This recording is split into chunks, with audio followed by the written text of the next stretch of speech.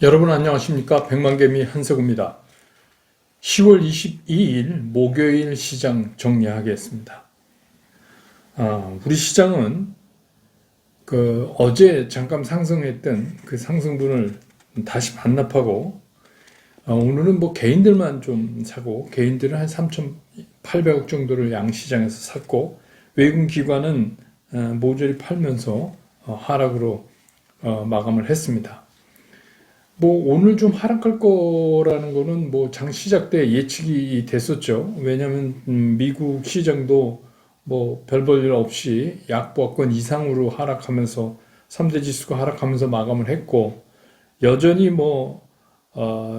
낸시 펠로시 이 말에 의하면 11월 3일 전에 추가적인 그런 원조 패키지가 가능하다고 얘기는 하고 있지만 시장은 어렵다 이렇게 판단하는 것 같습니다. 연준의 베이지북도 뚜렷한 얘기가 없었고 그냥 눈에 띄는 건 스냅, 여러분 아시죠? 스냅챗 그것이 이제 28% 이상 상승하는 그거는 가입자들이 좀 10대, 20대가 많다 그래요. 그래서 굉장히 미래지향적이고 또 실적도 괜찮고 그런 정도입니다. 근데 오늘 이제 우리 시장을 보면 코스피도 많이 빠졌지만 0.6% 빠졌으니까 특히 코스닥이 2.16%나 빠졌어요. 그래서 코스닥 쪽에 주식을 갖고 계신 분들은 진짜 이게 본격적인 멘붕이 오는 거 아닌가 이런 생각이 듭니다. 굉장히 이제 우리 백만개미 시청자분들 중에서도 그런 쪽에 있는 분들은 굉장히 이제 힘드실 것 같아요. 그래서 제가 이제 지금의 시간을 동면의 시간이다. 이렇게 말씀드렸잖아요. 이거는 뭐냐 하면은 동면이라는 게 뭐예요? 최소한의 기초 대사만 하고 아무 짓도 안 하는 거 아닙니까?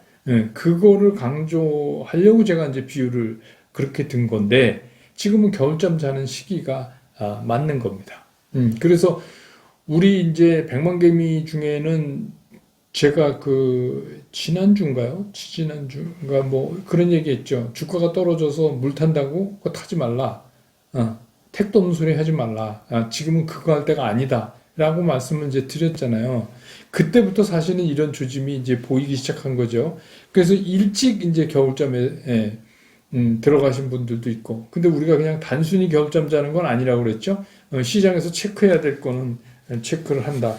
그런데 이제 겨울잠을 자도 마음이 편치가 않아요. 그래서 이제 겨울잠이라는 게 그렇죠. 주식시장도 그렇잖아요. 이제 시장이 떨어질 거다. 이렇게 보고 있다고 그래서 시장이 매일 떨어지는 건 아니에요. 제가 비유로 들었듯이 어떤 정신없는 개나리가 중간에 눈이 오는데 엄동설원에 필 수도 있어요. 근데 이제 그걸 보고 봄이 왔다 이렇게 판단할 수는 없는 거죠. 그런 현상은 주식시장에서도 나타나요. 자주 나타나요. 계속 빠지는 게 아니니까. 그래서 지금부터는 사실은 이제부터는 어떤 섹터가 좀 움직일 것 같고 이런 얘기 자체가 의미가 없는 거예요. 움직여봤자예요. 그거 별로 없다고 제가 말씀드렸잖아요. 그런 거 움직임을 쫓아다닐 생각이 있으면 그냥 동면하는 게 낫죠. 그리고 화창하고 따스한 봄이 오면 그때 맘 놓고 투자하는 게 훨씬 낫다는 거예요. 그래서 다시 한번 이제 그 말씀을 강조드리고, 그래서 지금까지 밀고 오던 성장 기술주, 우리나라에 성장 기술주가 뭐가 있을까요? 그렇게 이제 분류를 하다 보니까 그렇게 된 건데, 그래서 그것들은 가고, 새로운 어쩌고, 그래서 길목을 노려야 된다. 여러분, 길목도 노릴 때 노려야죠. 지금 길목 노리고 서 있다가 얼어 죽습니다. 그러니까 그것도 아니에요. 그래서 제가 아니다. 지금은 동면에 들어갈 시기다. 이렇게 이제 말씀을 드리는 거죠. 그 다음에 이제 이슈 몇 가지를 체크하고 시장 얘기로 마무리를 질까 오늘은 그렇게 하겠습니다. 이제 얘기된 게 암호화폐 얘기예요. 비트코인을 비롯해서. 그래서 이제 이 암호화폐 얘기는 미국 시장에서도 최근에 굉장히 많이 회자가 돼요. 기사도 많이 나고 또 분석가들의 글도 많이 실리고 그래요. 근데 이제 이거는 기본적으로 보면 이런 거예요. 미국도 유동성이 엄청나게 풀렸고 우리나라는 뭐 이제 말씀드리겠지만 여러 가지 이유로 이렇게 주식시장의 문이 꽉 닫히고 부동산도 안 되고 뭐 그러니까 제가 그랬잖아요. 돈이라는 거가 굉장히 영악하다. Money never sleeps. 돈은 잠자지 않는다. 언제든지 우리보다 더 좋은 데가 있으면 그걸로 도망간다. 그래서 제가 그 얘기도 드렸잖아요. Money never sleeps라는 게 돈은 잠자지 않고 막 일을 해서 돈을 불려간다 이런 뜻이 아니다. 그 여러분 월스트리트 그 영화 보면 거기에 나오잖아요. 그 이런 비유 좀 우습지만 그 이쁜 자기가 사랑하는 여자가 돈 같다고 생각하라는 거잖아요. 거기서 얘기는 왜냐하면 잠들면 안 된다는 거예요. 자기가 잠든 사이에 이 여자는 당신 품을 떠나서 다른 곳으로 갈 것이다. Money never sleeps. 돈은 여기보다 더 좋은 데가 있으면 기가 막히게 달아납니다. 그런데 이제 지금 미국도 대선 앞두고 주식시장 좀 그렇고 뭐 우리 말할 것도 없고 세계적으로 미국 시장이 그러니까 전체적으로 영향을 받았어요. 그런데다가 이제 코비드 19 뭐 이거 잡히지도 않고 다시 재확산하고 뭐 이래니까 갈 곳이 없는 거예요. 돈이. 그러면 이제 등장하는 게 당연히 비트코인 같은 암호화폐, 디지털 화폐가 되죠. 근데 여기다 이제 기름을 분 게 페이팔이 기름을 분 거예요. 페이팔이 자기네에서 이게 결제 수단으로 비트코인을 쓰겠다, 암호화폐 쓰겠다 이렇게 얘기를 해버린 거죠. 그래서 뭐 조금 여러분 생각해 보시면 몇 년 전으로 돌아가면 이거에 대한 그 논란이 아주 치열했죠. 뭐 이게 사기지 돈이냐, 뭐 그런 분도 계시고 굉장히 유명한 분인데. 그리고 뭐 아니다 뭐 이렇게 해갖고 뭐 방송에 나와서 막 싸우고 뭐 그랬어요. 근데 이것도 그런 것 같아요. 궁극적으로 이 암호화폐가 점점 결제 수단을 차지하고 들어갈 것이다. 이렇게는 예측되는 거는 맞는 겁니다. 그래서 이제 요새 그 비트코인 가격이 상당히 좀 올라왔어요, 많이. 그러니까 그거는 이제 그런 입장에서 좀 보셔야 되고, 길게 얘기하면 이제 내일 제가 시장을 또 정리하는 거를 주말이니까 해서 드릴 텐데, 이제 거기서 보면은 뭐 이제 이 엄동설한이 지나고 따스한 봄이 오면 그 봄은 작년 봄과 다를 것이다. 그래서 뭐 거기서 뭐 은행주도 오르고 뭐 막 이런 사람도 있고 뭐 그래요. 근데 이제 이런 비트코인 같은 거 찾고 이러는 거 보면 은행주도 아닌 것 같은데 뭐 어쨌든 간 그 얘기는 내일 자세히 말씀드리기로 하고 그래서 이제 암호화폐 움직임은 그렇게 이해하시면 되고 LG화학이 어제 이제 실적 발표를 했는데 뭐 우리 흔히 얘기하는 컨센서스를 뛰어넘는 그 서프라이즈예요. 그래서 실적이 서프라이즈 됐는데 뭐 오늘 오르긴 했지만 시장 반응은 그렇게 썩 뭐 대단하게 환영하는 거 같지는 않아요. 뭐 사실 서프라이즈도 아니고 그런데 이게 이제 그 LG화학 입장에서는 지난번 그 분사 문제가 지금 아마 투표하고 있을 거예요. 전자투표. 그러니까 주총. 그래서 30일 날 이제 주총이 나와봐야 되겠지만 뭐 일반인들이 뭉쳐가지고 이거를 저지한다는 거는 뭐 물리적으로 좀 힘들 것 같고 어차피 통과는 되겠죠. 통과가 되고 또 뭐 그룹 입장에서는 그렇게 해야 되겠지만 어쨌든간 이거는 이제 우리나라 그 증권사에서 아주 손꼽을 수 있는 그런 그 소액 주주와의 소통의 부재가 만들어낸 주가의 하락 뭐 이런 걸로 기억될 것 같아요. 그래서 이제 그 뒤를 이어서 지금 막 나오지 않습니까? SK 이노베이션도 대표이사가 어저께 어떤 전시회에 가서 한번 툭 던졌어요. 분할 문제를. 당연히 물적 분할이겠죠. 인적 분할이 아닌 것 같아요. 그래서 뭐 이제 그 얘기를 툭 흘렸어요. 근데 이제 저는 그런 겁니다. 그런 거를 얘기할 때 좀 섬세하게 했으면 좋겠어요. 그냥 툭 던져서 간 보고 아니면 뭐 이렇게 하지 말고요. 그게 왜냐하면 결국은 부메랑처럼 돌아와서 그 당해 회사가 피해를 입어요. 주가 빠지면 아무래도 여러 가지로 자금을 끌어오는데 좀 나쁠 거 아닙니까? 그렇지 않겠어요? 그러니까 어차피 같은 거 하는데 이왕이면 좀 잘 했으면 어떨까 하는 생각이 들어요. 그리고 이제 그 빅히트 엔터테인먼트 이거 뭐 35만 천 원에 판 분들은 진짜 기가 막히게 파는 거죠. 단 3분 동안 거래됐지만 그 가격에. 그리고 제가 계속해서 그때 말씀을 드렸어요. 뭔지 모르지만 기타 법인이 지금 팔고 있다. 근데 우리가 기타 법인으로 분류하는 거에는 여기랑 계열 관계에 있거나 그 사전에 이 회사의 주식을 소유하고 있던 어떤 법인이다. 그런데 그게 뭘까 그랬더니 이제 드디어 밝혀졌어요. 메인스톤과 이제 거기에 관련되는 특수관계인 4대 주주라고 그러죠. 거기서 이제 한 158만 주 정도를 내일 때렸어요. 평균 뭐 22만 원 이상에서 팔았다고 하는 것 같아요. 그러니까 이제 이번에도 이제 투자자들은 느꼈지만, 예, 항상 적은 안에 있어요. 그래서 뭐 그게 법적으로 잘못된 건 하나도 없습니다. 팔고 싶으니까 이익 나니까 뭐 팔아서 이익을 취했으니까 된 거죠. 근데 아무튼 원인이 밝혀졌다. 빅히트 엔터테인먼트에 대해서는. 그 다음에 이제 카카오. 어젯밤에도 댓글 주신 분들한테는 간단하게 설명을 했는데 뭐 글로 쓰는데 이제 시간이 부족해서 카카오 문제를 또 말씀드리려고 그래요.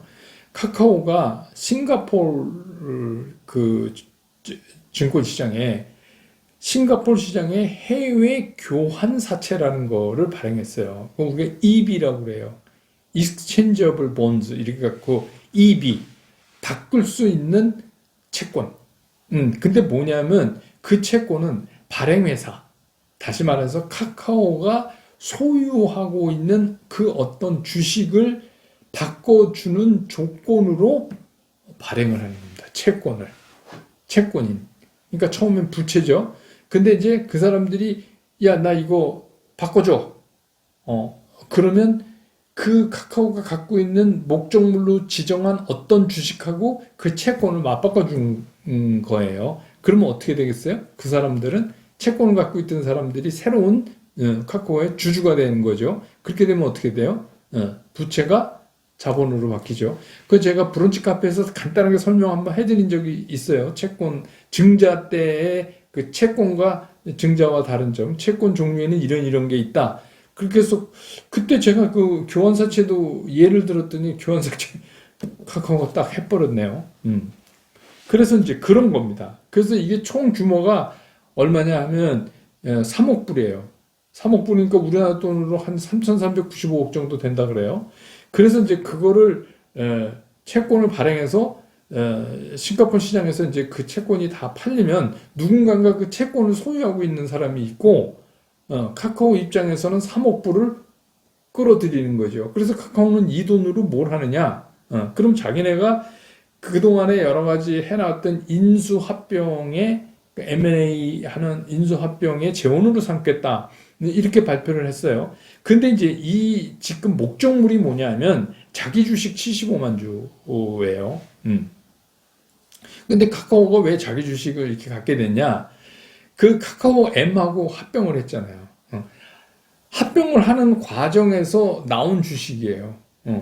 그러니까 예, 이 집, A 집, B 집 합치다 보니까 이게 하나로 합쳐서 C가 됐잖아요. 그래서 이름도 다 C로 바꿨어. 그런데 이제 옛날에 자기가 갖고 있던 주식이 자기 주식으로 이제 남아 있어요. 근데 이거는 이제 법에 의해서 5년 안에 이 자기 주식을 정리하도록 돼 있어요.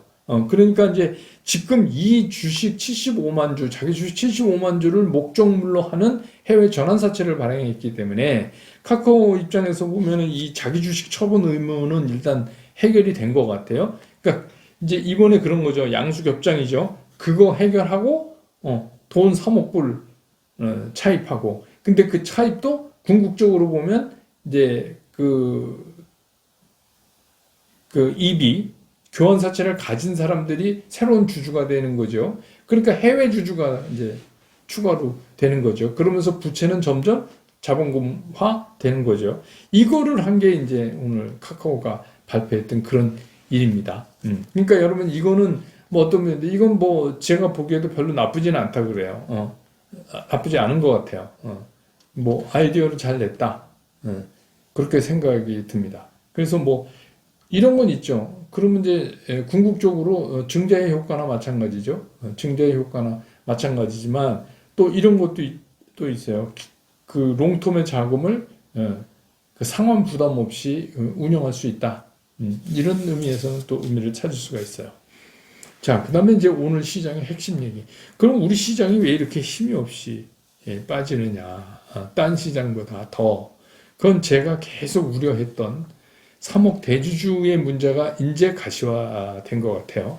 오늘 이제 국감이 열려서 저도 이제 상당히 신경 쓰면서 뭐 계속 생중계는 못 보고 중간중간 좀 봤는데 이게 이제 기재부 장관 겸 경제부총리께서 대주주 그 10억에서 3억으로 내리는 거는 그대로 하겠다. 다만 가족 합산은 고려해 보겠다.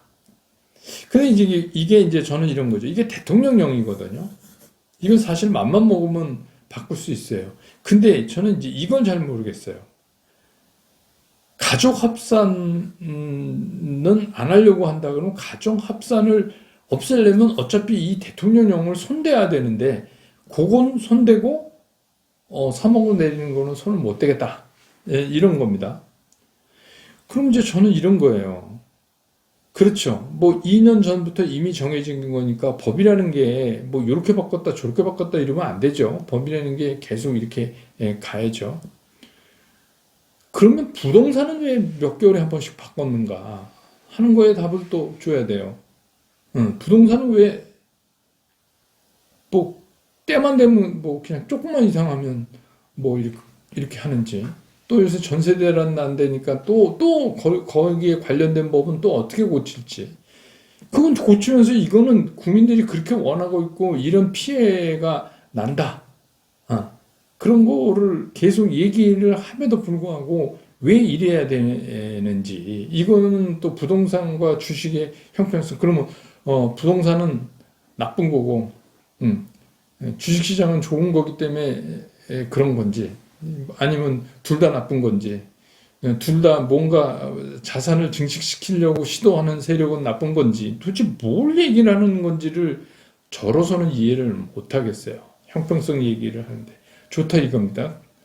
뭐 이거 꼴랑 세금 안 내자고 뭐 그런 거 아니까 세금 받아가세요. 이제 포기하겠습니다. 받아가십시오. 걱정 없습니다. 근데 더 웃기는 건 뭐냐면 이 와중에 여당이 무슨 5억, 10억에서 3억 하지 말고 5억 합시다. 5억 갖고 딜을 하고 있다 그래요. 신문 기사에 보면 진짜 이런 딜을 했는지 안 했는지 저는 알 수가 없죠. 국회의원이 아니니까. 여당도 아니고 여당 국회의원도 아니고. 근데 신문 기사에 그렇게 났어요. 그 이건 또 뭔 소린가? 이게 옛날에 그런 속담 있죠. 때리는 시어머니보다 말리는 시누이가 더 밉다. 이거 완전히 끝장난 거 아닙니까? 아니 무슨 국민이 그지입니까?